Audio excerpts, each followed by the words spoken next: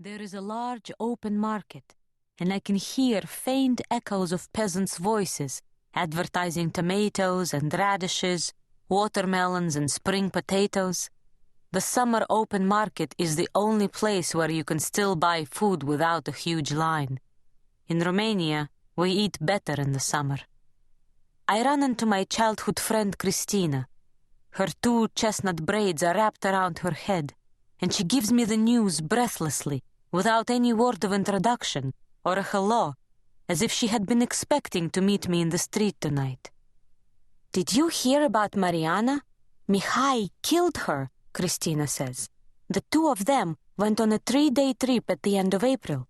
They were coming down the Rock of the Prince, trying to get back to their tent before dark. He was walking behind her, and he accidentally kicked loose a rock.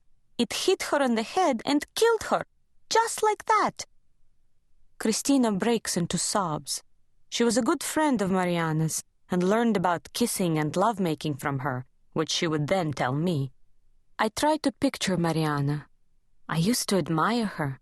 I envied her raspy voice and the way she blew rings of cigarette smoke. I loved the way she would throw herself carelessly into her boyfriend's lap, swirling her gypsy skirts. But mostly, I picture her boyfriend, Mihai Simeonu. He has green eyes and long lashes, and he would pluck the strings of his guitar and play melancholy songs. Christina's news of the accident horrifies me, but somehow I don't feel sad for Mariana. Mihai and Mariana are 4 years older than Christina and me, and we used to be fascinated with them in their love. We sometimes followed them and spied on them. I used to watch Mihai from the corner of my eye as he walked holding Mariana's hand and whistling.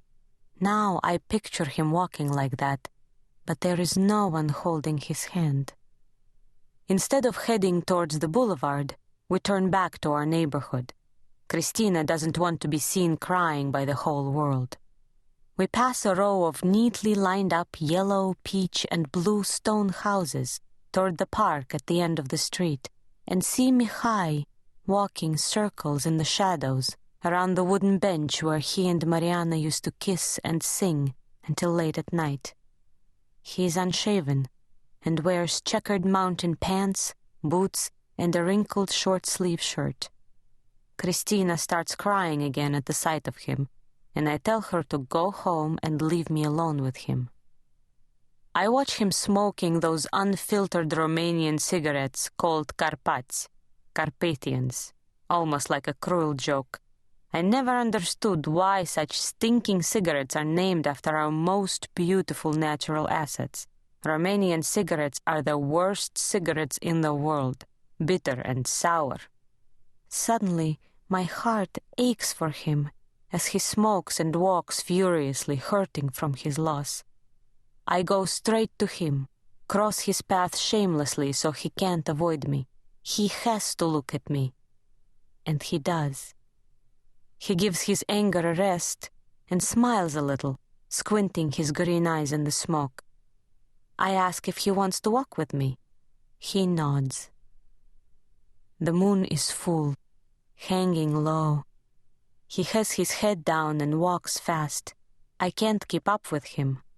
My face is still burning from the Black Sea sun and from the summer night, from the full moon and his green eyes. I am burning like embers. I am glowing in the dark. There is no meat in the stores and no toilet paper. Flour, oil, and sugar are rationed. People say it's about as bad now in 1977 as it was during Stalinism.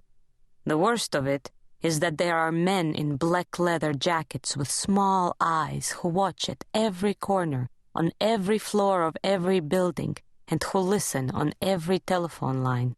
They want to know if you're complaining, if you make jokes, if you speak with foreigners, if you plan to leave the country, and where you got your Kent cigarettes.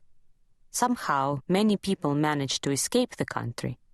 There is news almost daily about so-and-so who left on a tourist trip to Germany and never came back, or who went to Yugoslavia and then somehow ended up in Italy.